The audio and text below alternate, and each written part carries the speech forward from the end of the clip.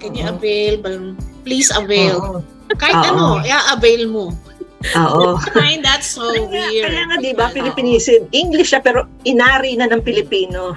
I don't get it. Pinirate nila. Like, if you're hiring someone from another company to another company. It's like, pilapan mo na. Di ba gano'n? Oo. Yes. At dito, yung salvage is yung pinatay ng karumal-dumal. Ganun, sinalvage, di ba? So, for a while. Talaga na talaga ako. Parang, what was that? Pero sa English, North American English, is the opposite. All online na. Ganyan. Mas nakalagay pa kasi yan. Siguro mula grade school, yun na yun rin. Okay, fall in line. Yeah. Should Okay. be line up, so, diba? Parang sobrang formal, pero nag-uusap tayo, nasa palengke lang tayo.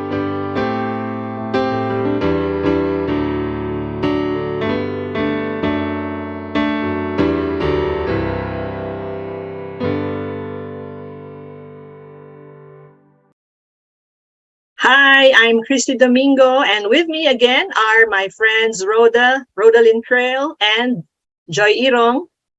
Okay, welcome to another episode of our Kapihan. Okay, here at Sitio Natin. You know, we are the main team behind Sitio Natin. It's a community that an organization that seeks to build a community of Filipinos in the diaspora and connect them with the Filipinos here in the Philippines. And we are very passionate about promoting our languages and culture. So we are into this series where we talk about anything and everything Filipino. Okay, I'm based here in the Philippines. And Rhoda, where are you from? I'm from Proud, Illinois. It's about 60 miles straight west of Chicago. And she's married to an American. Okay. And of course, Joi, tell them where you're coming from. I'm from Mississauga, but 10 minutes from Toronto. And I'm here in my house. Hello to everybody. Hello, okay. So, ako po ay may lahing Bicolana. Kayo, ano ba kayo, Rhoda and Joi? When nga Rod? Okay, mga Ilocano. Pero hindi naman kayo from the same province, right? What's your province here, Rhoda? So, yung mother ko ay taga Nueva Vizcaya. Tapos tumira kami sa Cavite, sa Manila, and sa Nueva Vizcaya ngayon. Okay. So, Nueva Vizcaya. How about you, Joi? My mom's family is from Isabela. Isabela. Okay. So malaki rin talaga po ang Ilocos region kasi nga Ilocos Norte, Ilocos Sur, ano? Okay, so we will be speaking basically in what we call Taglish, you know, so Tagalog, English combination. And for today, ayan, our very interesting topic is all about, you know, parang Filipinisms, you know? So Filipino words na English words na finilipinize na natin, ano? Na pagdating ngayon dun sa Filipinos in the diaspora, parang taas kilay sila because they don't understand or they can't relate or bakit ganon? You know? So okay, so alam ko si Joi, meron siyang certain pet peeves, you know, about certain English words na iba ang paggamit natin dito sa Philippines. Sige, Joi, umpisahan mo. Ano yung meron kang palaging sinasabi na naninibago ka? Una ko napansin yung avail, yung word na avail. Naririnig ko yan kahit saan, kahit sa palengke. Mag-avail ka nito. Can you avail? Please avail. Kahit ano, i-avail mo. I find that so weird because the word avail is rarely used in North America. I've never heard it used before. No, we don't use that here. Dito talaga, avail na kayo ng promo namin, di ba? Dito talaga, yan, so common. So pag halimbawa kagaya nun, yun yung sentence, ayaw niyo ba mag-avail nitong promo namin? How would you say that in English? You want to grab this chance? Ganon. Yung use other Yeah, term. Dramatic you want to expression. complete this form, you just go directly. Mhm. You Yeah. know, You wanna get this, you wanna get that, hindi yung Yeah. avail. do you want Parang, to? parang sobrang formal, pero nag-uusap tayo, nasa palengke lang tayo. Parang ganun. Oo. Yeah, oo. Diba? Yan nga, kaya nga 'di ba Filipinisim, English siya pero inari na ng Pilipino na parang part na talaga na. In-avail na ng Pilipino. Inavail na ng Pinoy. Kaya sa amin, dito talagang natural lang yon. Uy, avail ka na nito. Yeah. Avail ka So na nito. weird. Ang ganda nito. Sige na. Oh, parang dito kasi parang take advantage of this offer, you know? Parang ganon. Yun ang ano nung avail. Hindi mo avail, sayang. Sorry Oo, pero sa amin dito talagang common talaga yan. Okay. Yeah. So, ano pa? Si Rhoda yung naman.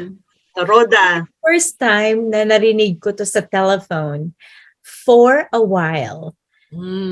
Talaga na-confuse talaga ako. Parang, what was that? Okay. So, kailangan kong pag-isipan at tanungin sa ibang Filipino. So, ibig sabihin ng for a while. Kasi sabi sa akin, for a while. For a while. Kasi syempre, parang iniisip ng Pinoy. Sandali lang. For a while. Yeah, kasi English siya, di ba? Pero but, Oo. Kaya yun ang ano. Tsaka sinasabi niya na social for a while. Ganon. Yeah, oo. And talaga, ang feeling talaga ng Pinoy, tama yun. Di ba? For a while, di ba? Ganyan, di ba? Tama yung sabi mo, kahit na yung mga social, for a while. Sandali lang pala yung meaning. Yeah. Oo. Kasi nga, ang ano lang, sandali lang. Di ba? Bihira yung magsasabi ng, one moment please. Yeah. Hold a sec. Just a moment. Yeah. Just a sec. Hold on a second, you know. Yeah. Hang on a So sec. they say for a while. Yeah. So that was one that I just like, it took me a while to It took you a while. It took me a while to kind of understand for a while. Right. Actually, you can use for a while, but it's usually in the end of a sentence. Like, for example, she thought of it for a while. Yeah, she thought of it for a while. That's true. Pero hindi siya stand-alone. Sa phone na ano. Oo. No. Yeah. Yung sa phone na ano. Yeah. So later na lang natututunan yon at work na okay, you don't say for a while, no? So pag sa mga orientation na ng mga nagka-customer service sa phone, no? Then we teach that you don't say for a while. Okay? Or ano pa bang mga yeah, okay. Another one. Oh, go ahead. Please hold your line or something. I don't know. Is that right for you? Which one? Hold your line. Hold your line. Hindi masyado. Do you say that? No. Kasi dito, naririnig ko yung iba, sasabihin nila yung ganyan. Please hold your line.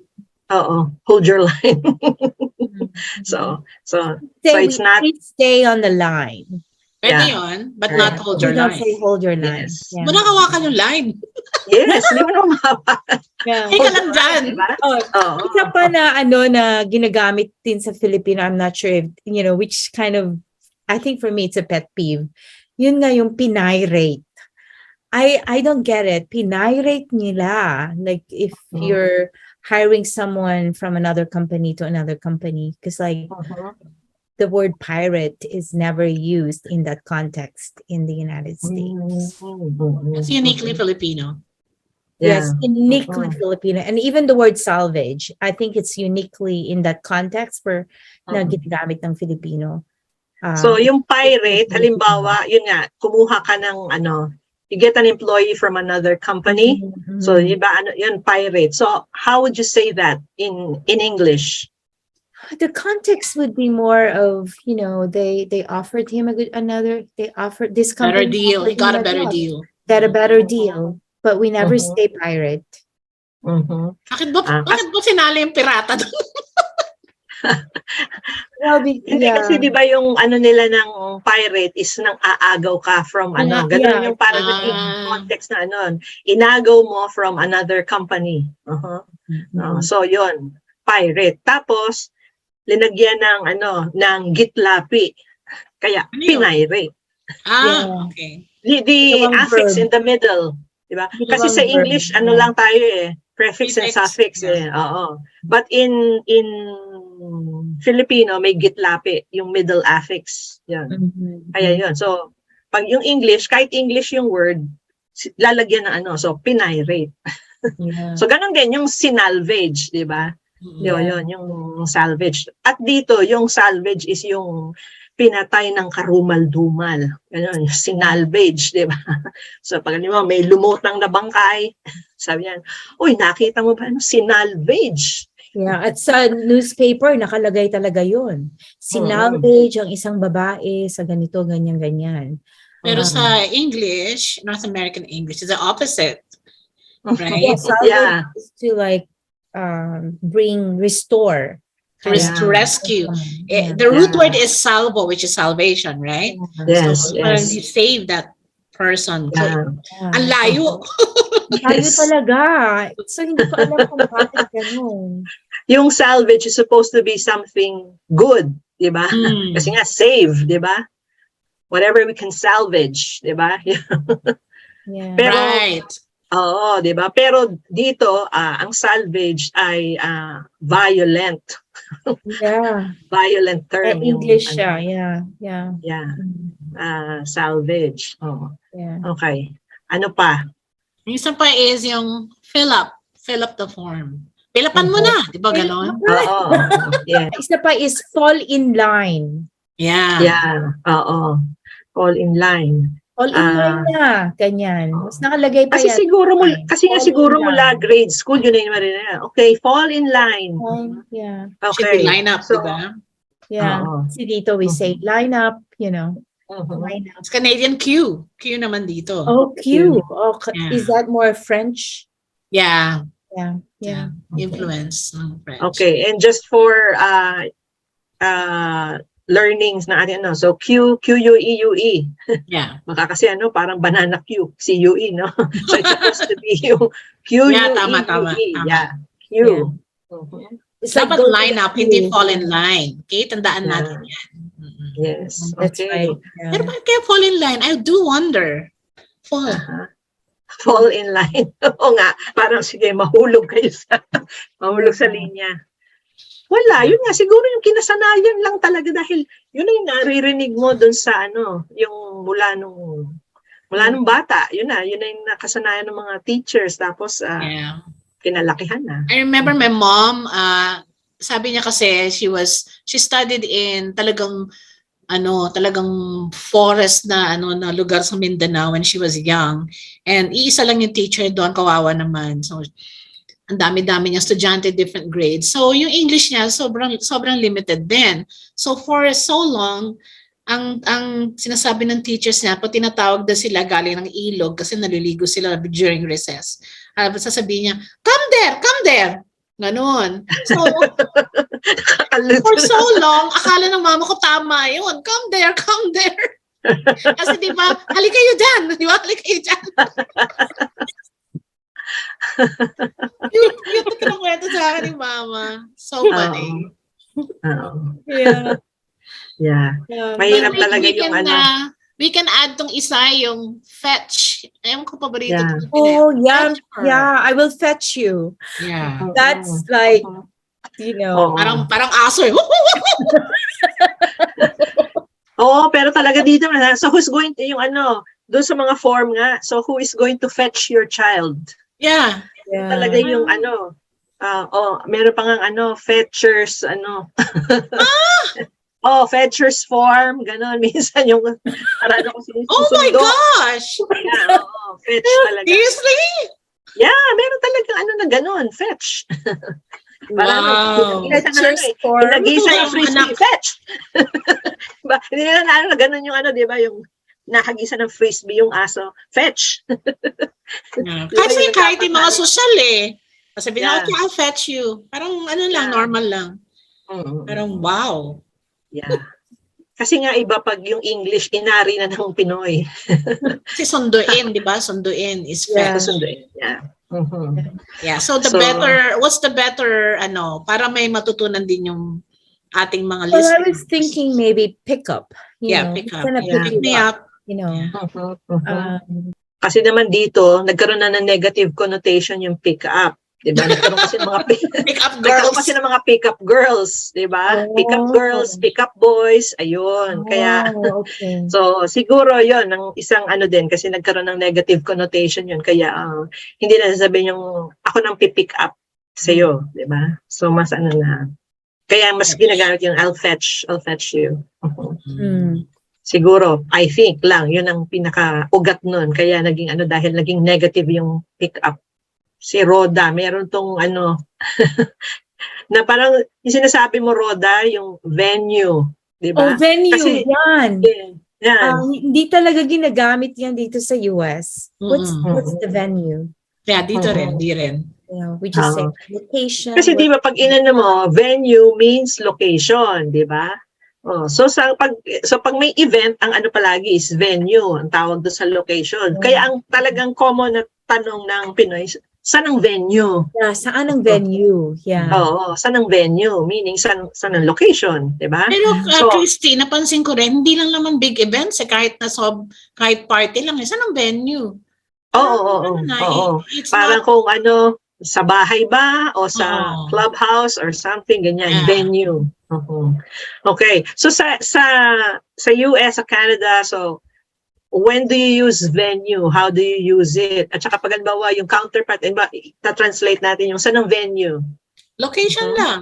Yeah, where's the party at? Where's Yeah, gonna where's be the party at? Where's the location? Where's the location? Hindi, Yeah. where's the venue? Never ko naririnig. Yeah. Ginagamit. Yeah. Pero dito talaga, yun ang common, ano. Saan ang venue? Yan. Okay. Ano pa? Ano pa yung, yung iba ang naging dating sa inyo? Open and close the lights, di ba? We talked Oh. about that before. Open the lights, close the lights, open the TV. Kasi nga naman buksan, di ba? Oo. Buksan o patayin. Oo. Buti nga, hindi kill eh. Buti hindi open and kill. Kasi yun talaga yung ano. Naging close lang kasi opposite ng open, di ba? Kasi buksan mo tapos patayin mo ilaw, di ba? So kaya siguro ganun pag ano buksan mo, so open it, open the lights, and tapos ano close the light. Yun ang ano, yung karaniwang sinasabi ng iba. Okay, but of course the correct term would be Turn switch on, turn off. Turn on and off. Yeah. or switch on, switch off. Yeah. Mas Okay. common yung turn on and turn off. Talaga, Jan? Yeah, we just say You don't usually say switch on, switch on the not light. common. We say the switch light that Yeah, switch. physical, you know. You Okay, miss so mas common talaga yung turn on and turn off. Yes, but the verb would be turn on and off. Yeah. Actually, mas simple pa, di ba? Yung sa Pilipinas, pinapahirapan na pa yung venue, avail. Masyadong formal. Naku, yan yung ano. Yeah, natatawa talaga ako sa avail. I've heard that too. Mag-avail na kayo. Mag-avail. Okay, another one that you mentioned before, Rhoda, in one of our conversations is destroyed. Yes, that one is like, we destroy everything. Kahit hindi naman destroy.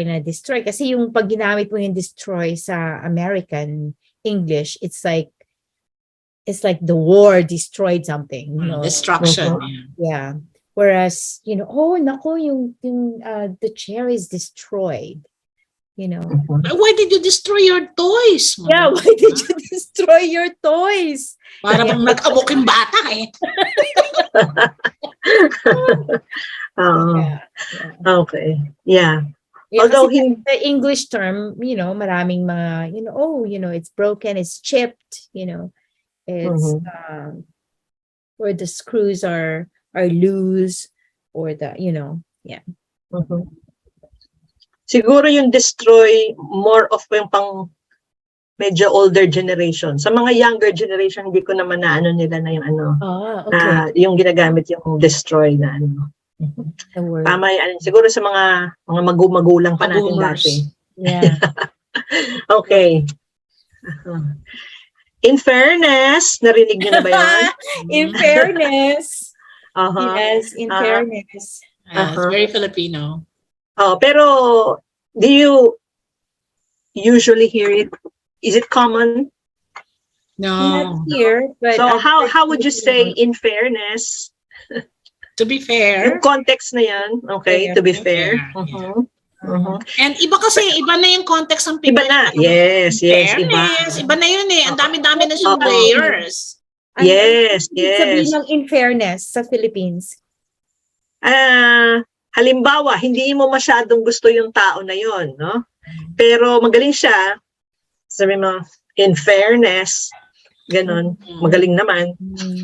Ganon. Yun yung context ng ng in fairness. Parang pambawi yon for something. Yes. In fairness, kahit na maldita siya, pero yung ginawa niya lang yon tama, ganon. In fairness. Tapos hindi na nga in fairness, in fairness na, in fairness, ganon. Nag-evolve pa siya. Yun sa pag-pronounce na.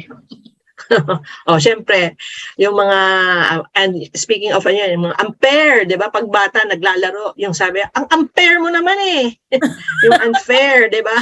Pag mga bata naglalaro at daya mo, yun na, ampere. Yun. So yung F and P pa rin ng ibang Pinoy. Or siguro dahil pag Tagalog nga, diba, wala naman kasi talagang originally wala namang F sa sa Filipino alphabet, diba? Later na lang inad na yung yung mga borrowed letters. Sige. Isa pa is taken care of. Yeah. Narinig ko na to maraming beses sa mga teleserye, sa mga natatawa na lang ako kasi nilalagyan nila ng D. Taken care of. Because when you're talking about their past, right? So, ang tendency nila, nilalagyan na nila ng D. So, hindi na kailangan ng D doon. Kasi taken na nga eh. Taken care of. Kasi marami pa rin Filipinos ang nalilito doon sa mga double past. Right. Diba? Past participle. Oo. So, pero yun nga ang hindi katanggap-tanggap talaga doon sa online class ng anak ko, yung why did you leave? Yun talaga. Yun talaga, umunit ang ulo ko doon. Kasi yung why did you left, nakakainit ulo na yun, di ba? Why did you left? Dahil mali na nga eh, di ba? Why did you left? Double past tense na. Pero yung ginawa mong why did you leave? Parang triple jeopardy na yun. Nangaasar na yun, nangaasar na. Hindi ko na talaga napigilan yung nagreklamo na talaga ako. Unforgivable na ba? Oo, parang medyo unforgivable na yun. Parang pag ganun ng O kaya, ito, common pa to, kahit nagtataka, bakit ka nag-left ng meeting? Imbis na nag-leave ng meeting, ba't ka nag-left? Yung tanong ko, kumaliwa? Kumaliwa ba yun? When you incorporate English word or English verb sa Tagalog, is it always present? Like, bakit ka...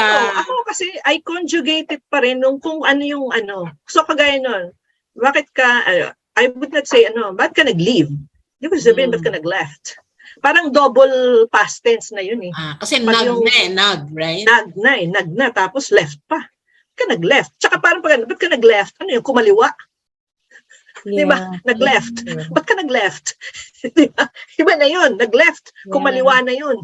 So, hindi mo pwede sabihin na, bakit ka nag-screamed? Hindi. Kailangan scream. Oo, syempre. Bakit ka scream, diba?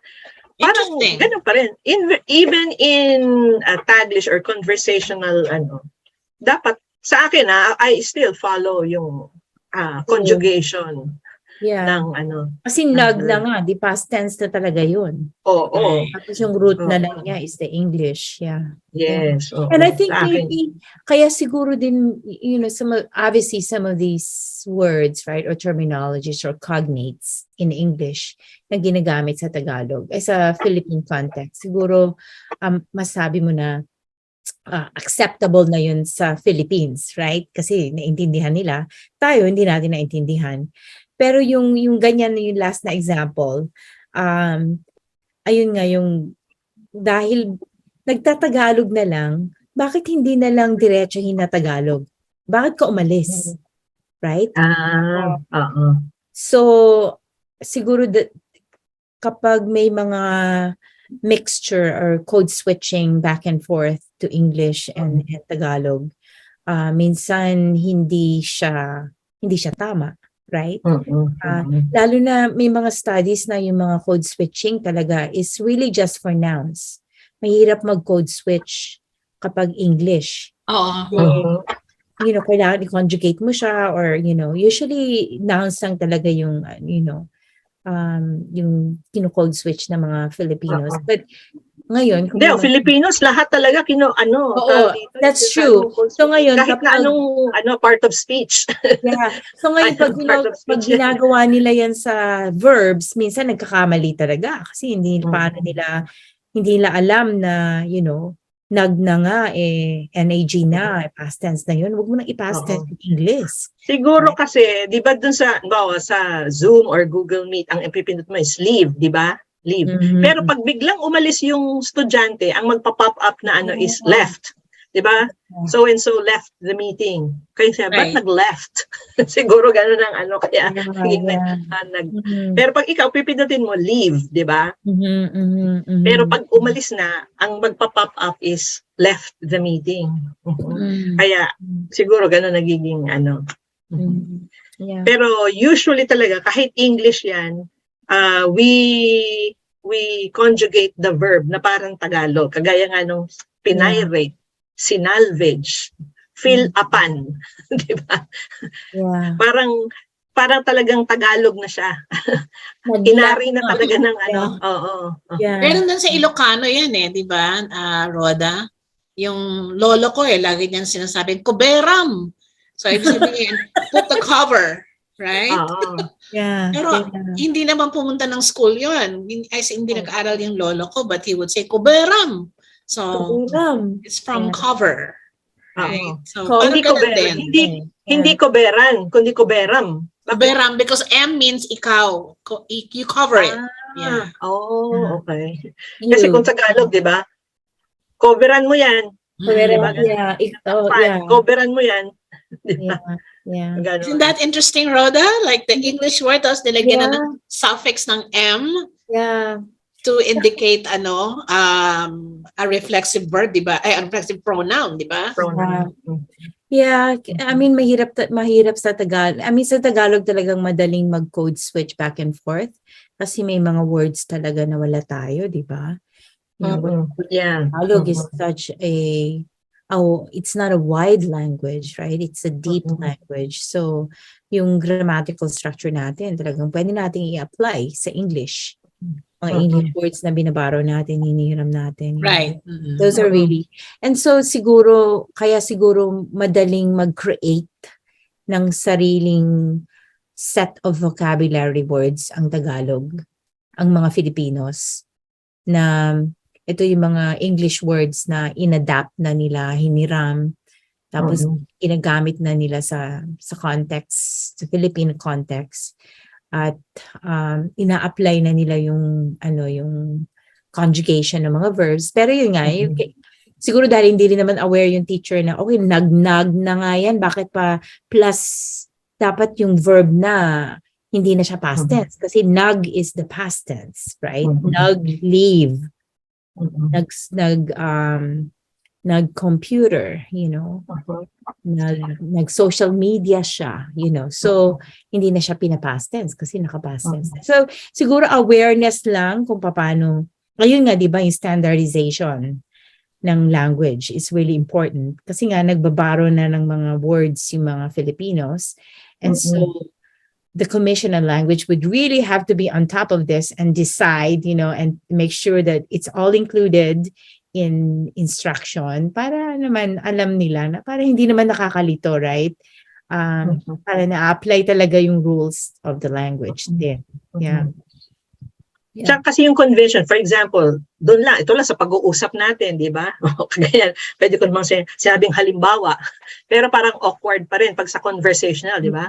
So parang nasabi ko, for example, di ba? Nag-apply, para i-apply natin yung So yun, marami talaga hindi natin mapigilan na ihalo talaga yung English words natin kapag nagsasalita tayo parang in the interest of time, convention, di ba? Ano yung mas madaling sabihin?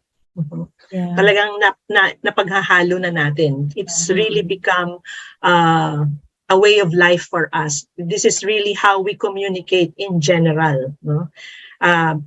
Parang kahit na those in the lower levels, bihira rin talaga yung pure na Tagalog.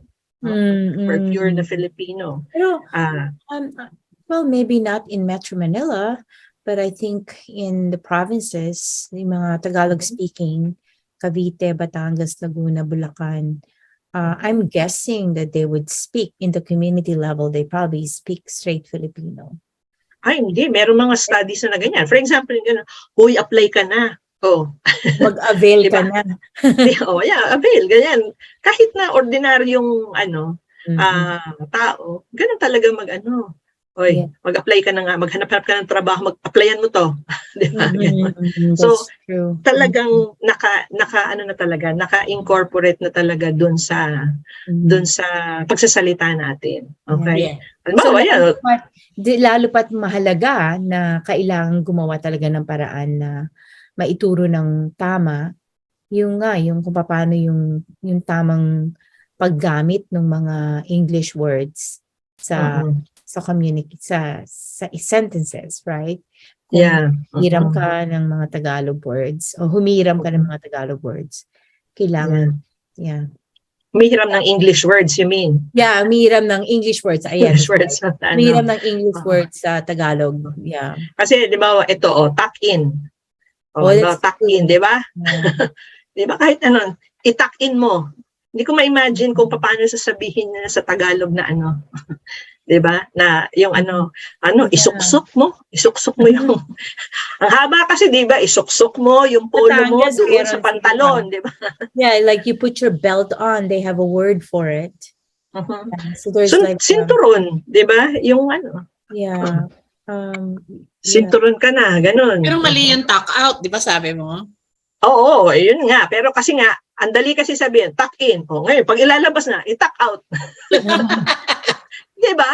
Kasi parang mas madaling sabihin na ganyan. Pag tuck in, nandito na sa bahay, tuck out mo na yan. Yeah. Diba?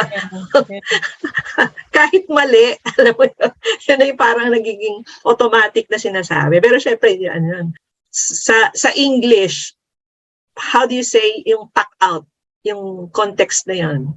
Wala. There's no tuck out. You don't really have a word. Wala talaga. You don't have to describe it, right? Yeah. Pero pag sinasabi mo sa halimbawa, naka-tuck in siya una, tapos pangit. Ay, di pala maganda tuck in. Tuck out mo na. Tuck your shirt in. We say tuck your shirt in. Yeah, tuck your shirt in. We don't say tuck in your shirt. Yeah. Or you just say hang loose. Yeah. So it's we don't have a word for it. Yeah. Pero pag halimbawa, yun nga, ang context is okay. I-tuck in mo. Tingnan ko nga, pag naka-tuck in, ay, pangit pala. Sige, tuck out mo na. Ilabas mo na, diba? Ganon. Yung parang ganon yung ng paggamit ng ng Pinoy, diba? Rhoda, ano yung sinasabi mo before about village? Yes, that one. It took me a while again. Kasi dito, hindi naman namin pinag-uusapan talaga yung village. Wala naman ganyan. But usually a village is a place, right? A kind of small place. Kaya tayo Sitio Natin, di ba? Yeah, Sitio Natin. Kasi village. Right? Pero Our village. Sa American context, village is like a gated community. Your subdivision. We don't even have that word here. Subdivision. We don't have that word. But village is like, sa village namin, pag sinabi mong ganun, that means you're inside a gated community. Yes. Yeah. Parang may exclusivity, di ba? Parang may pagka-exclusive ang dating kapag village, di ba? Yeah. Ngayon, pag nagpapasosyal ka, pero wala ka sa village, sabi mo, nakatira ako sa village. Sa village. gilid ng village. Oh, gilid ng village, yeah. Gilid Walang ng ano village. dito, hindi ginagamit ang village sa Canada. Yeah, or even subdivision. Yeah, we say suburbs. We say suburb, Yeah. suburbans. Yeah. Yeah, wala kaming Oo. village. Pero kasi dito, iba talaga yung suburbs. Kasi ang suburbs is outside of the metropolis, di ba? Yun ang ano ng suburbs. Wala ka talaga doon sa pinaka-city, yung suburbs. Pero ang village dito, kahit saang lugar, yun nga, may village na supposed to be, yun nga, isasabi nga na gated community na parang yung may pagka-exclusive. Yeah. Like they'll say, oh, nakatira kami sa village. I'm like, Yeah. oh. Pero kung sa Africa mo sasabihin yun, it's very ordinary. Yeah, just like, what do you mean? Village of DeKalb? You know, kasi dito, the city of DeKalb and village of something, a city has a local government. It's a political term. City and village, you know, those are political terms. A village would be like a small town, but they don't have a mayor or something. Yeah. So yung group na village people, anong ano nun? Bakit gano'n ang pangalan nila? What do you Well, think? ang village kasi, may ibang meaning naman yung kasi. Di ba, meron tayong sinasabi na it takes a village to educate a child. Yes. Ibig sabihin is the clan, the whole tribe. The You know, kaya village people, right? Pero hindi siya yung village. Yeah. Iba yun. Exclusive, yeah. Yeah. So that one is a hard, you know, that's everyday American who would come and visit the Philippines would not know what that means. Yeah. That context. Yeah. Ito rin dito sa Canada, hindi mo pwedeng sabihin, ay, prom day yan eh. Hindi pwede kasi we don't call our states, we call it province. Province, yeah. So basically, everyone lives in a province here. That is true. Yeah. Yeah. Wala siyang negative connotation or whatever. Yeah. It's just, province of Ontario, province of Alberta. So, normal lang yung province. Wala siyang ibang meaning.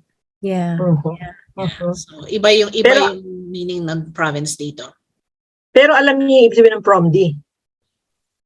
Ako alam ko, from di ba? From the province. From the province? Yes. Yan ang pinaigsing from the province. Kaya naging PROMD.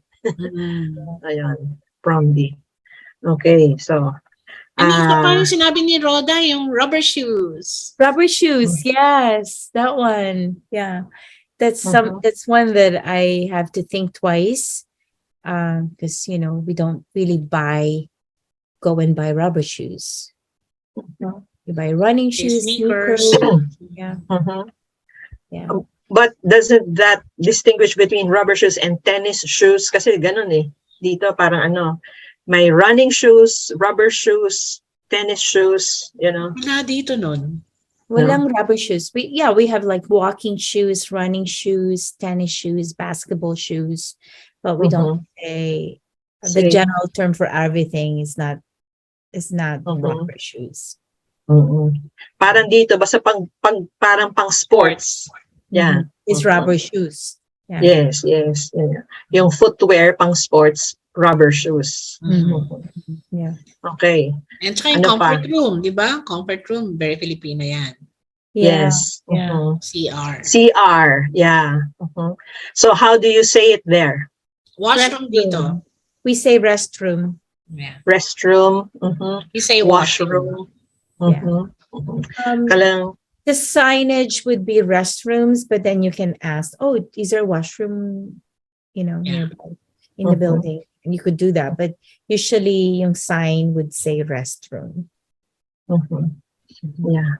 Kaya siguro ginagawa na lang nila sa mga sa mga establishments, drawing na lang. Wala na kasi nga it's called differently from place to place. Kaya kumbaga baka hindi pa maging politically correct kasi iba-iba nga ang tawag na. Sa England, WC ba yun? Sa England? Yeah, wash. Yeah, I think it's closet yata, whatever. Closet. Yeah. They say WC. Yeah. So parang washroom closet. Parang ganun. Okay. Yeah. Alright. At Alright. saka may isa pa ako yung remove. Yan. Favorite word din ng favorite word din ng Filipinos. Anything na tatanggal, remove. Instead of saying take it out, take it away, pull it off, things like that. Take it off. So you just use one word, remove. That's very, parang formal yung word na yun eh. So you can use phrasal verbs instead of that. Yeah. Siguro kasi yung Filipinos nga, yung sinasabi mo, parang formal words, pero dito, parang nagiging common na nga, avail, Parang venue. ganyan, venue, na talagang, yun na, inari na namin. Inari na ng Pilipino. Inari na. Dito na, okay. Remove this, remove that. Yeah. Oo. Kasi iba naman din, pag sinabi ng take it away. Remember si JQ, di ba? Yes, take it away. Tsaka yung evacuate. Ganun siya nun eh. Oo. Di ba? You remember him? Yeah, Seeing Stars with JQ, Joe Quirino. Malalaman na yung edad natin dito. Oo nga. My gosh. Yun, ang laki pa ng katandaan nun sa atin, ha? Evacuate. Yeah. Okay. Marami pa tong mga Filipinisms na to. Yung napkin. Yeah, iba yung napkin sa inyo, iba yung napkin sa amin dito. Pads dito. We say pads. Say pads. Dito rin naman inaano na pads, pero yun nga, mas common yung napkin na. Although sa amin dito, pwede rin napkin na yung the table napkin. Yes, the table napkin. Yeah.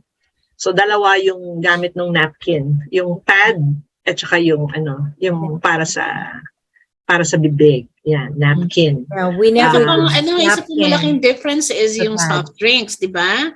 Kasi sa Pilipinas, soft drinks, state soft drinks, is soda, right? Soda or pop. Yeah, dito pop. Yeah.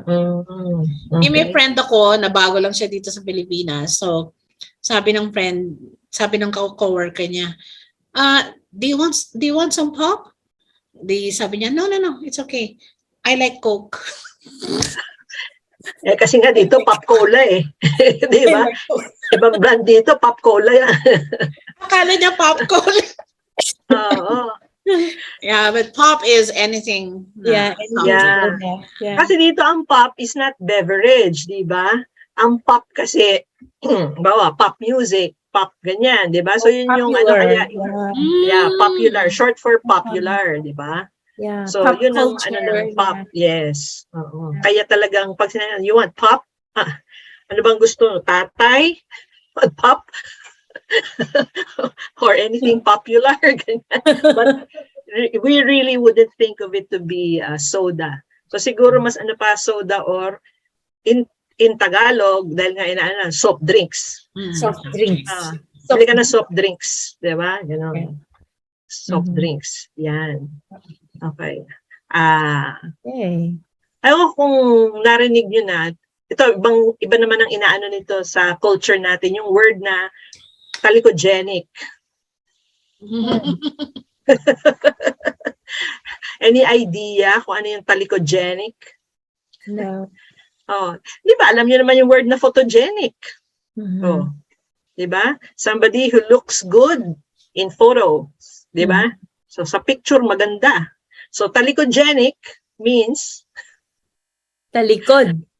Oo. Maganda pag nakatalikod. Maganda pag nakatalikod. Yeah. Yes. Okay. That's funny. So, funny. Yeah. So, pag harap, yun na, sabi niya, naku, talikogenic lang yan. Antayin mong humarap. Ganyan.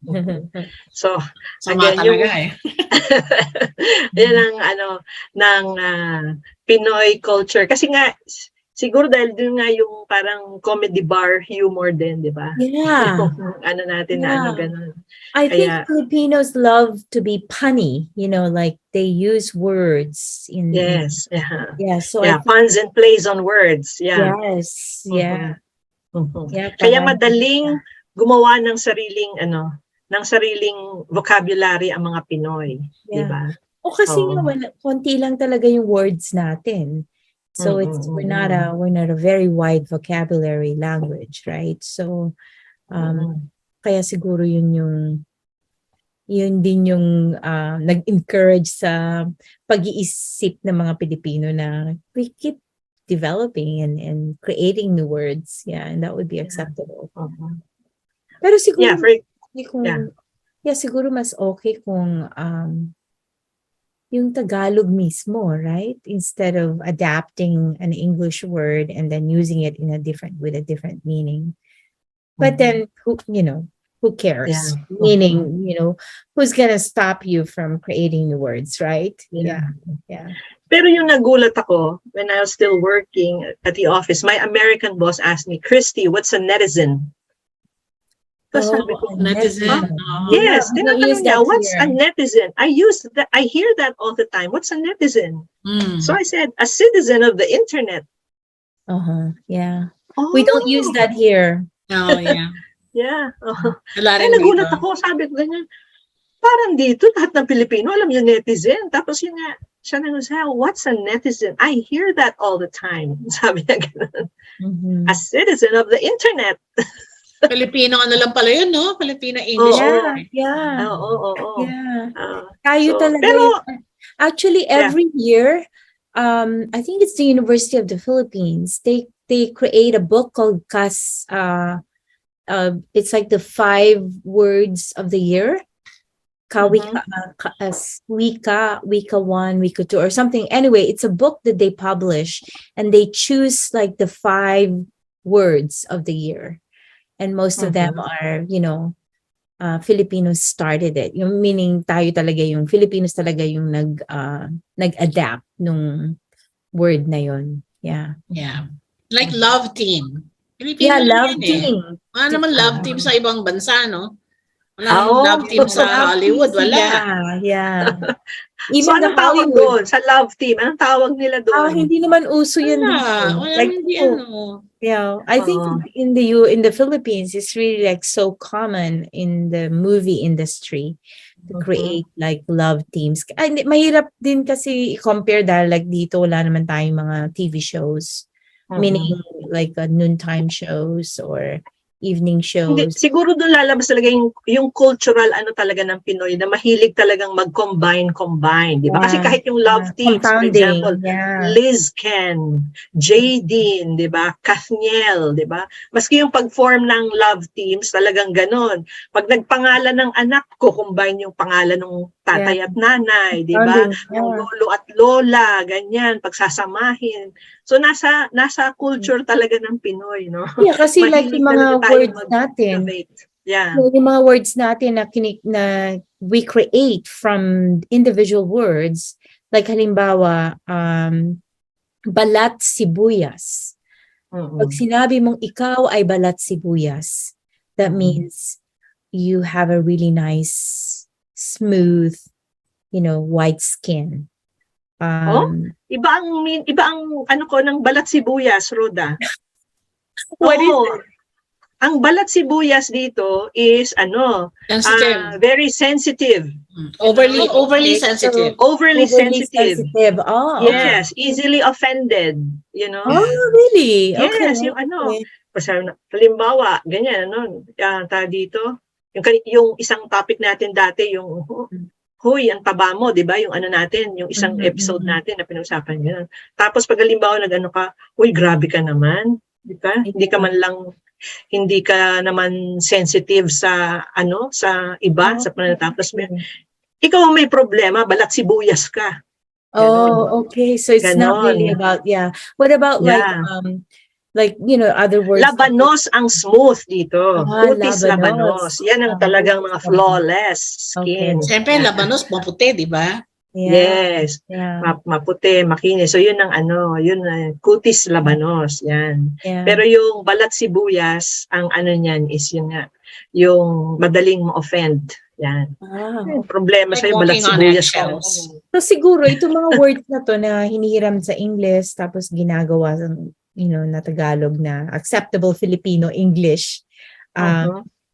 Siguro, I think there is room for acceptability, right? But at the same time, siguro kung English na lang, gamitin na kung ano yung meaning talaga sa English. Para hindi nakakalito.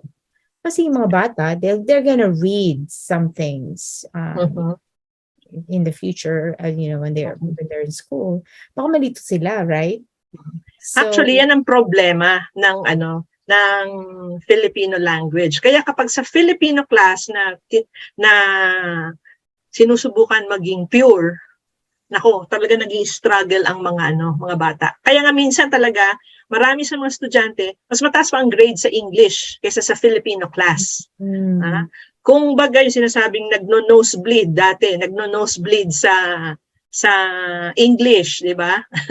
Ngayon, meron natin mga nosebleed sa Filipino, sa Tagalog. Yung mga sanay talaga sa English or Taglish, tapos sa Filipino class, pag puro na, ayun, hirap na talaga. Yeah. Kasi nga hindi na nila alam paano nila yung mga terminology, di ba? Iba-iba na talaga, ibang-iba yung vocabulary. Yeah. Okay. So actually, marami pa tong sa listahan ko, pero we can go on and on about this. Wrap up.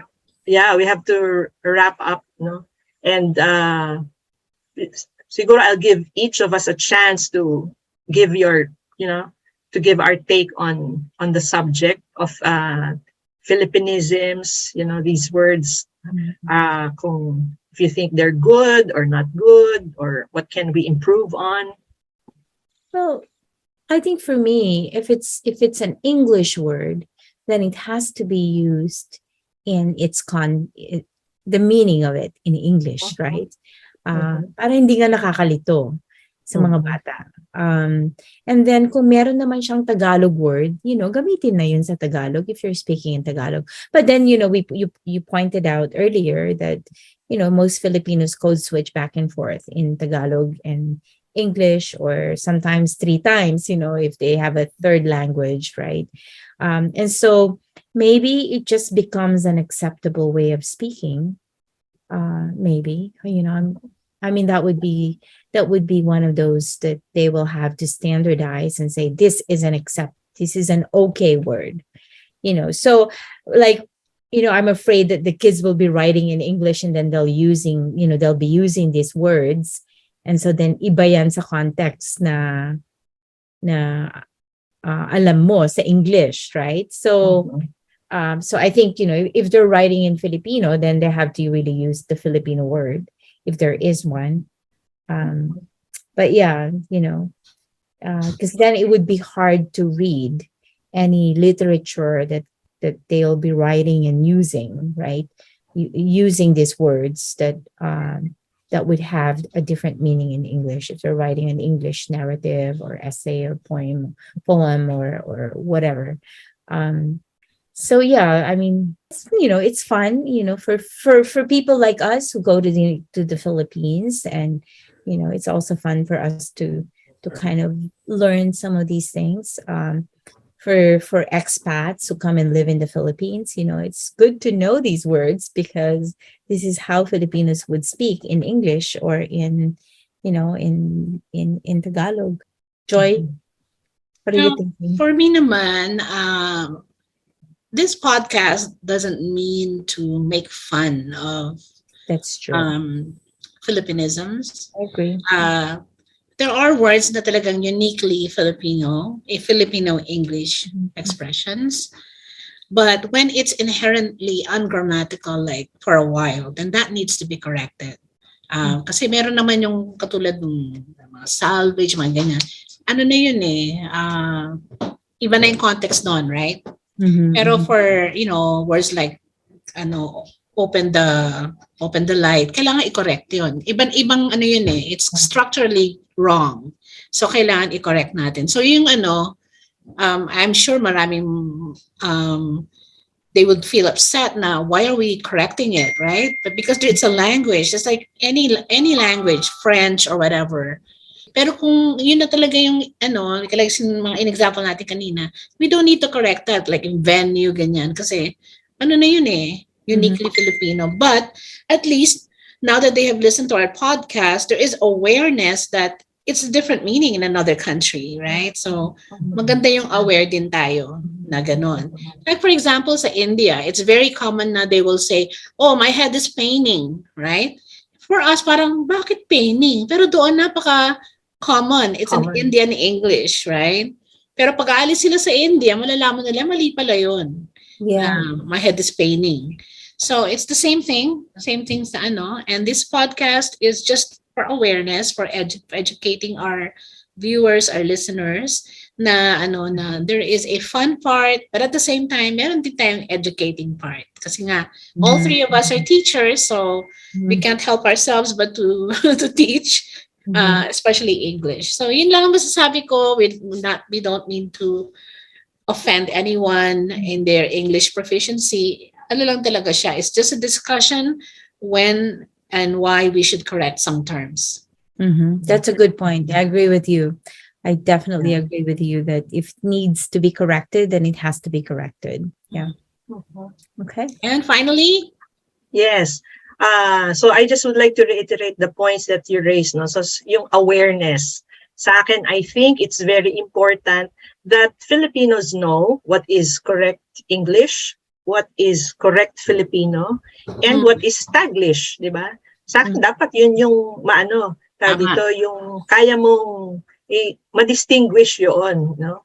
And of course, in Filipino class or Araling Panlipunan, wherein you are encouraged to speak straight Filipino, so dapat kayanin ng bata na makapagsalita ng Filipino ng tuloy-tuloy.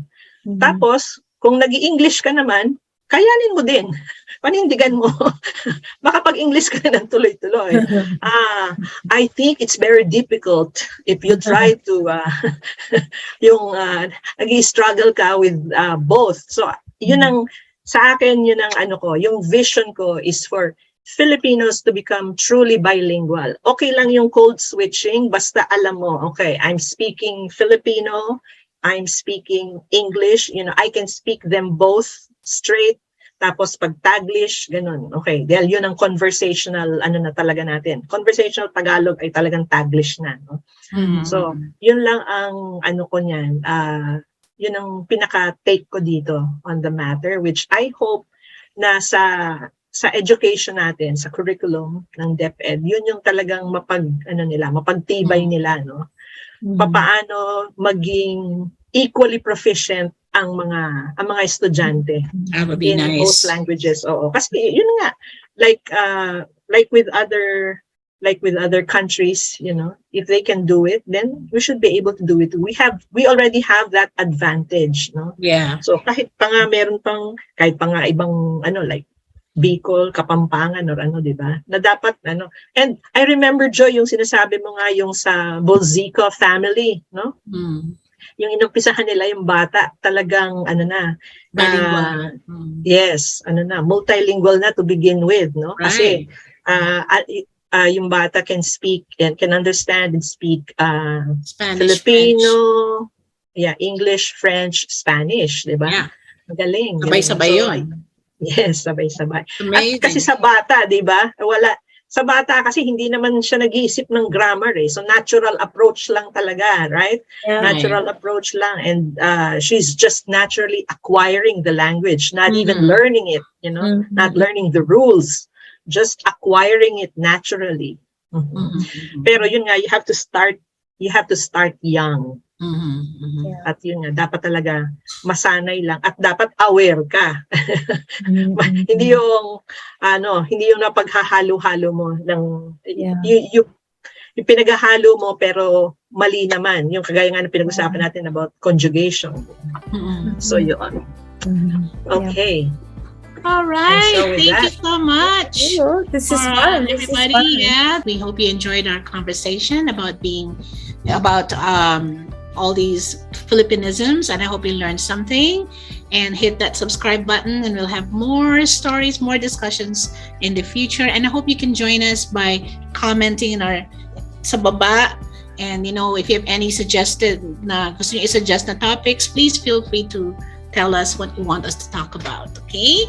So that's all for the episode for tonight, or today, or this morning. Mga kasityo, see you next time, and Godspeed. Bye. Okay, Godspeed. Okay. Bye. God bless.